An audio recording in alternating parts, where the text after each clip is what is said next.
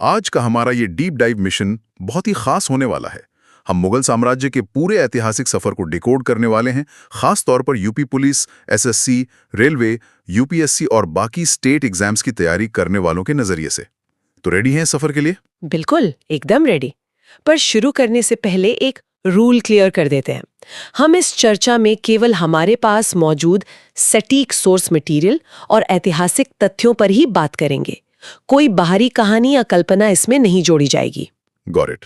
मतलब जो सोर्स में है बस वही डिस्कस होगा। मुझे तो ये जो 20 स्लाइड्स का पूरा स्टैक हमारे सामने है, इसका एनालिसिस करने की बहुत एक्साइटमेंट हो रही है। तो चलो अब पहली स्लाइड देखते हैं। श्योर। देखो, इस स्लाइड में भारत का नक्शा दिखाया गया है, जिस पर एक चमकता हुआ मुकुट यानी क्राउन रखा है। हाँ, दिख रहा है। यहाँ बताया गया है कि मुगल साम्राज्य का संस्थापक बाबर था। उसका मूल नाम जहीरुद्दीन मोहम्मद था और उसने पंजाब के रास्ते से भारत में प्रवेश किया था। ओके। और इसमें शासकों का क्रम याद रखने की एक बहुत ही बढ़िया ट्रिक दी है। भाजी सब्जी फॉर मासब। फिट। ये भाजी सब्जी ट्रिक में इन सारे शासकों के नाम आखिर फिट कैसे बैठते हैं? बहुत सिंपल है। बी से बाबर, एच से हुमायूं, ए से अकबर, जे आई से जहांगीर। अच्छा, ये हुआ भाजी। राइट। फिर सब्जी में एस से शाहजहां, ए से औरंगजेब, बी से बहादुर शाह प्रथम, जे आई से जहानदार शाह। Got it. फिर फॉर से फरुखसियर और मासब में एम से मोहम्मद शाह, ए से अहमद शाह, ए से आलमगीर द्वितीय, एस से शाह आलम द्वितीय, ए से अकबर द्वितीय और आखिर में बी से बहादुर शाह जफर। क्या बात है। और हाँ, ये नीचे दिए गए एमसीक्यू बॉक्स एग्जाम के लिए इंपॉर्टेंट लग रहे हैं। Q1 में नींव रखने वाले यानी बाबर और Q2 में प्रवेश मार्ग यानी पंजाब का जिक्र है। एकदम सही। ये सवाल एग्जाम्स में अक्सर आते हैं। तो बाबर का आना और ये लिस्ट बहुत क्रिटिकल है। चलो अब अगली स्लाइड देखते हैं। चलिए। इस स्लाइड में भारत के नक्शे के ऊपर एक बड़ी सी तोप दिखाई गई है। तोप मतलब कैनन? हाँ, यहाँ पानीपत के प्रथम युद्ध की बात है, जो 21 अप्रैल 1526 को हुआ था। इसमें इब्राहिम लोधी हारकर मारा गया। ओहो। और भारत में पहली बार तोप और बारूद का प्रयोग इसी युद्ध में हुआ था। इसके प्रमुख तोपची थे रूमी खान और अली कुली। अच्छा, एक डाउट है मेरा यहाँ। उस्मानी विधि और तुगलमा विधि लिखा है, ये दोनों क्या थी? ये बाबर की युद्ध रणनीतियां थीं। उस्मानी विधि बेसिकली तोपों को सजाने की तकनीक थी और तुगलमा विधि सैनिकों को सजाने की रणनीति थी, जिससे दुश्मन को घेरा जा सके। ये जो एमसीक्यू बॉक्स है ये बहुत जरूरी लग रहा है। पानीपत का पहला युद्ध 1526 और उस्मानी विधि यानी तोपों को सजाने से जुड़े सवाल हैं। बिल्कुल, ये एग्जाम्स में रिपीटेडली पूछे जाते हैं। पानीपत की जीत बहुत बड़ी अहमियत रखती है। तो चलो अब अगली स्लाइड देखते हैं। देखो, इस स्लाइड में दो टकराती हुई तलवारें दिखाई गई हैं नक्शे के ऊपर। मतलब और भी युद्ध? हाँ, बाबर के चारों प्रमुख युद्ध। पहला खानवा 1527 में। इसमें उसने राणा सांगा को हराया, जिहाद का नारा दिया और गाजी की उपाधि ली। राइट। दूसरा चंदेरी का युद्ध 1528 में, जिसमें मेदिनी राय को हराया। और फिर घाघरा का युद्ध 1529 में, जहां महमूद लोधी को हराया। एक सेकंड, मुझे पूछना था कि घाघरा के युद्ध की सबसे खास बात क्या थी? इसकी सबसे खास बात ये थी कि ये मध्यकाल का पहला युद्ध था जो जल और थल यानी पानी और जमीन दोनों पर लड़ा गया था। वाह। और ये जो बॉक्स में कलंदर लिखा है? हाँ, काबुल में शाहरुख नाम का चांदी का सिक्का बांटने पर उसे कलंदर की उपाधि मिली थी। ये एग्जाम बॉक्स में जिहाद का नारा जो खानवा से जुड़ा है और जल थल वाला घाघरा युद्ध हाईलाइट किया गया है। बिल्कुल, परीक्षा के लिए ये बहुत ही क्रिटिकल पॉइंट्स हैं। बाबर के ये युद्ध बेसिक्स हैं। चलो अब अगली स्लाइड देखते हैं। Okay, next. इस स्लाइड में एक पुरानी सी किताब नक्शे के ऊपर रखी हुई दिख रही है। ये तुजो के बाबरी है। बाबर की आत्मकथा। हाँ, बाबर की मृत्यु 1530 में आगरा में हुई थी, पर उसका अंतिम मकबरा काबुल में है। अच्छा।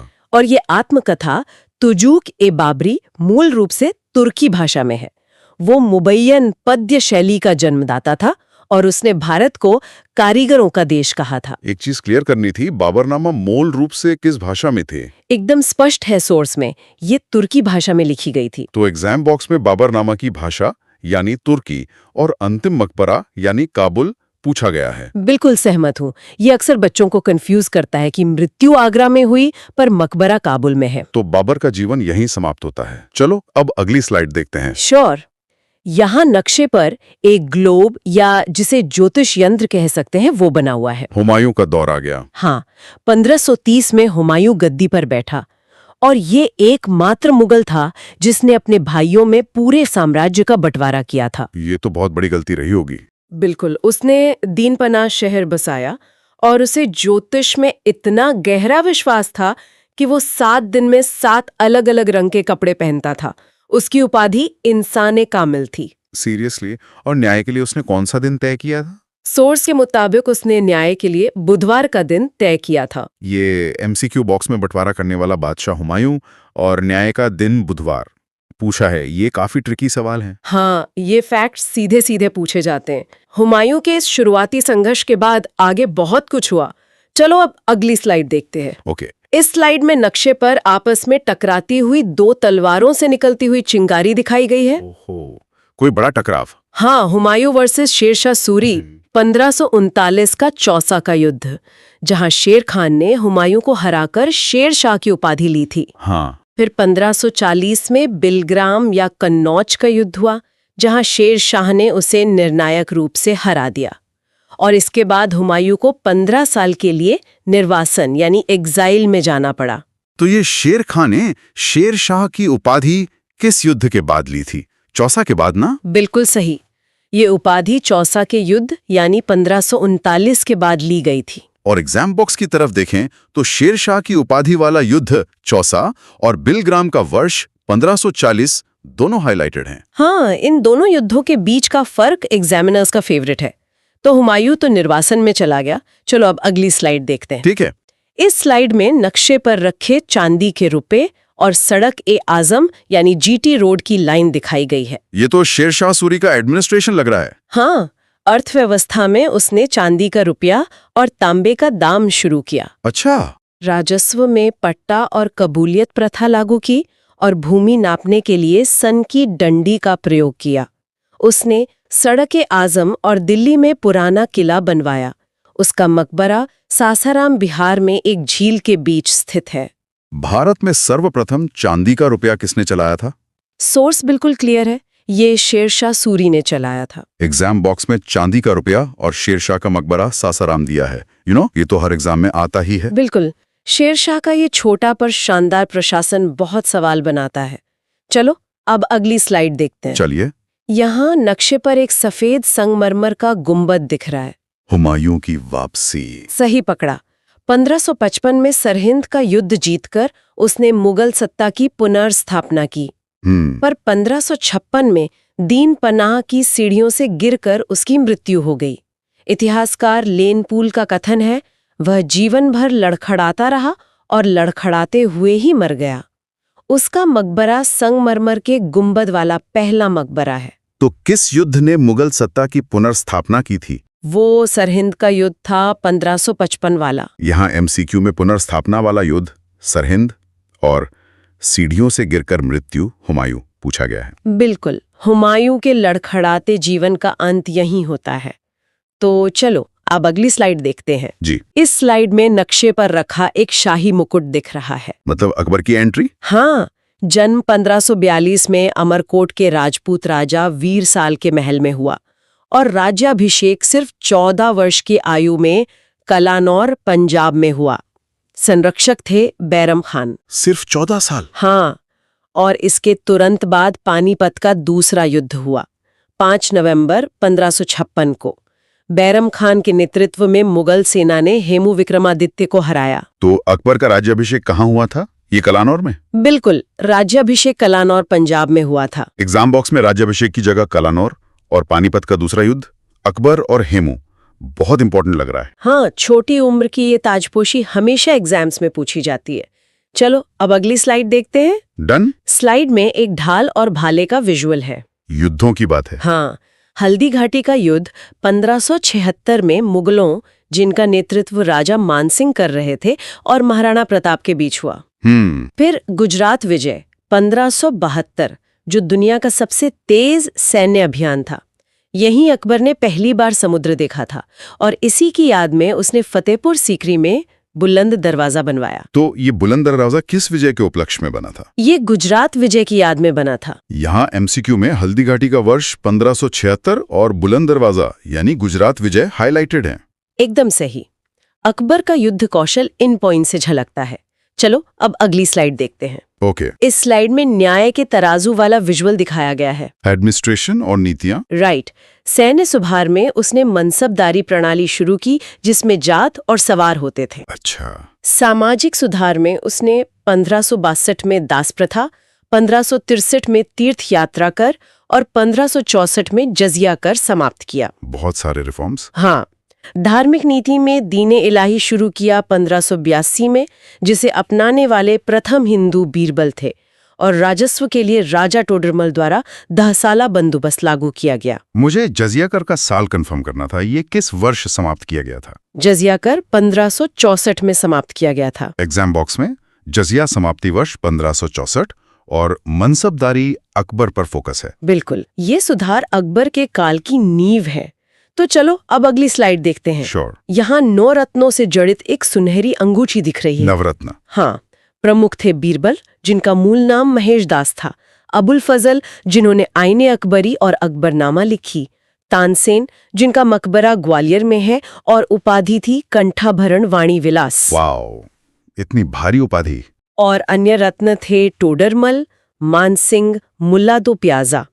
सोर्स बताता है कि ये युग हिंदी साहित्य का स्वर्णकाल था। तो आईने कबरी का लेखक कौन था? ये किताब अबुल फजल ने लिखी थी। एमसीक्यू बॉक्स में आईने कबरी का लेखक अबुल फजल और बीरबल का असली नाम महेश दास बहुत जरूरी बताए गए हैं। हाँ, ये अक्सर वन लाइनर्स में आते हैं। नवरत्नों का प्रभाव बहुत बड़ा था। चलो अब अगली स्लाइड देखते हैं। आगे बढ़ते हैं। इस स्लाइड में एक पेंट ब्रश और कैनवस का विजुअल है। तो अब जहांगीर का टाइम आ गया। सही कहा। इस काल को चित्रकला का स्वर्ण युग कहा जाता है। उसने आगरा किले में सोने की न्याय की जंजीर लगवाई थी। सोने की जंजीर? हाँ। प्रमुख चित्रकार थे उस्ताद मंसूर, जो पशु पक्षी बनाते थे, और उनकी उपाधि थी नादिरुल अस्त्र। और दूसरे थे अबुल हसन। और इसी काल में सिखों के 5वें गुरु अर्जुन देव को मृत्युदंड दिया गया था, जिनका मकबरा लाहौर में है। ये बहुत इंपॉर्टेंट सवाल है। किस बादशाह के काल को चित्रकला का स्वर्ण युग कहा जाता है? स्पष्ट रूप से ये जहांगीर का काल था। एमसीक्यू में भी चित्रकला का स्वर्ण युग और न्याय की जंजीर दोनों जहांगीर के सवाल हैं। बिल्कुल, कला और न्याय का ये दौर बहुत अनोखा था। चलो अब अगली स्लाइड देखते हैं। डन। यहाँ एक वैक्स सील वाला शाही फरमान दिख रहा है। अंग्रेजों की एंट्री है। हाँ, और नूरजहां का प्रभाव। पत्नी मेहरुनिसा, जिनकी उपाधि नूरजहां थी, उनका प्रशासन पर गहरा प्रभाव था। उन्होंने अपने पिता एतमादुद्दौला का मकबरा बनवाया। अच्छा, इसमें क्या खास था? ये पहला पूर्ण सफेद संगमरमर और पितरा ड्यूरा वाला मकबरा था।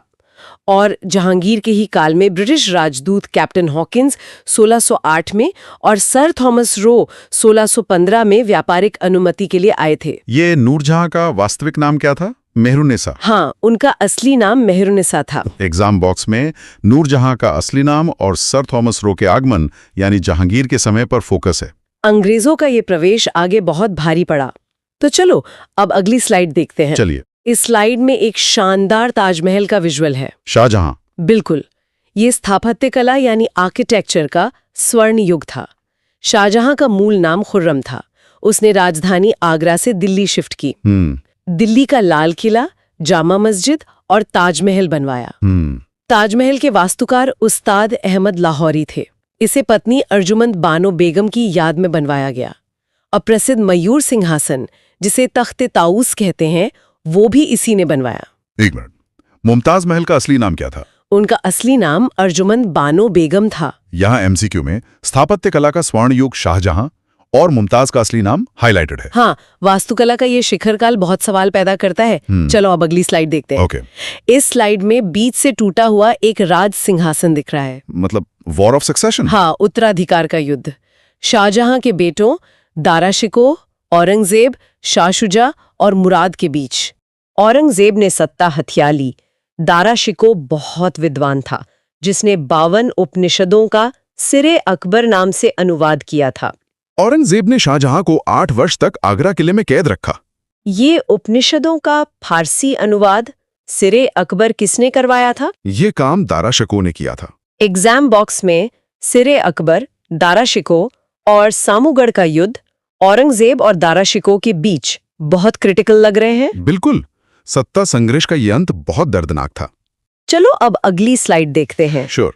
इस स्लाइड में हरे रंग की रोशनी वाली तलवार दिखाई गई है। औरंगजेब का दौर। हाँ, उसकी उपाधियां थीं आलमगीर और अपनी सादगी के कारण जिंदा पीर।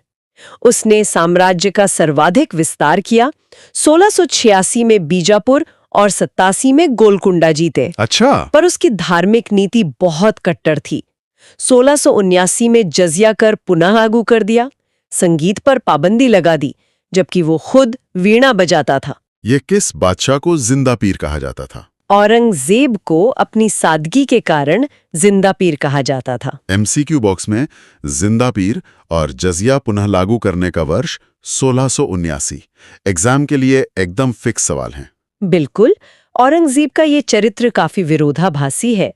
चलो अब अगली स्लाइड देखते हैं। ओके। यहाँ ताजमहल जैसी दिखने वाली टूटी फूटी इमारत का विजुअल है, जिसे बीबी का मकबरा कहते हैं। इस काल में सिख विद्रोह हुआ, 9वें गुरु तेग बहादुर को फांसी दी गई। वास्तुकला में उसने औरंगाबाद में पत्नी की याद में राबिया उद दौरानी का मकबरा बनवाया, जिसे बीबी का मकबरा या द्वितीय ताजमहल कहते हैं। और एडमिनिस्ट्रेशन? प्रशासन में सबसे ज्यादा लगभग 33% हिंदू मनसबदार उसकी सेना में थे। ये द्वितीय ताजमहल कहाँ स्थित है? ये औरंगाबाद में स्थित है। एग्जाम बॉक्स में द्वितीय ताजमहल औरंगाबाद और सर्वाधिक हिंदू सेनापति औरंगजेब हाईलाइटेड हैं। हाँ, ये फैक्ट्स बहुत बार पूछे गए हैं। चलो अब अगली स्लाइड देखते हैं। आगे बढ़ते हैं। इस स्लाइड में धुएं में जलता और टूटता हुआ मुकुट दिख रहा है। मतलब पतन शुरू। बिल्कुल। उत्तरवर्ती मुगल बहादुर शाह प्रथम को शाह ए बेखबर कहा जाता था। मोहम्मद शाह रंगीला के समय 1739 में नादिर शाह का आक्रमण हुआ। वो मयूर सिंहासन और कोहिनूर ले गया। ओहो। शाह आलम द्वितीय अंग्रेजों का पहला पेंशन भोगी बना और अंतिम शासक बहादुर शाह जफर द्वितीय था, जिसे 1857 के बाद अंग्रेजों ने रंगून निर्वासित कर दिया। मयूर सिंहासन पर बैठने वाला अंतिम मुगल बादशाह कौन था? वो मोहम्मद शाह रंगीला था। MCQ बॉक्स में अंतिम मयूर सिंहासन वाला बादशाह और जफर का निर्वासन स्थान रंगून एग्जाम में बहुत पूछे जाते हैं। विशाल साम्राज्य का ये दुखद पतन था। तो चलो अब आखिरी स्लाइड देखते हैं। चलिए फाइनल स्लाइड। इस स्लाइड में नक्शे के ऊपर नियॉन बॉर्डर्स वाले कुछ शब्द दिख रहे हैं।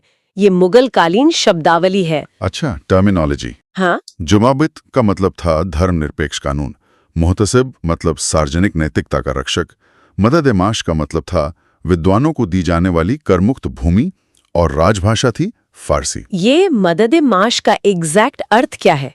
ये विद्वानों और संतों को दी जाने वाली कर मुक्त यानी टैक्स फ्री जमीन थी। अंत में एग्जाम बॉक्स में मदद-ए-माश का अर्थ और मुगल राजभाषा फारसी दिए हैं, जो स्टेट एग्जाम्स के फेवरेट हैं। बिल्कुल। इसी के साथ हमारा ये स्लाइड सेक्शन खत्म होता है। सोचिए, जिस मुगल साम्राज्य की शुरुआत बाबर ने तोप और बारूद की भयंकर आवाज से की थी, उसी साम्राज्य का अंत बहादुर शाह जफर की शांत और निर्वासित अवस्था में रंगून की एक जेल में हुआ। जवाबित और मुहतसिब जैसे कानूनों से पूरे उपमहाद्वीप को कंट्रोल करने वाले मुगल आखिरकार अंग्रेजों की पेंशन पर सिमट कर रह गए। इतिहास का ये चक्र हमें सिखाता है कि कोई भी ताकत हमेशा के लिए नहीं होती। क्या गहरी बात कही है आपने। इतिहास सच में खुद को दोहराता है और हमें सोचने पर मजबूर कर देता है। आप लोग भी इस पर जरूर विचार कीजिएगा। इसी विचार के साथ आज के इस डीप डाइव को हम यहीं विराम देते हैं।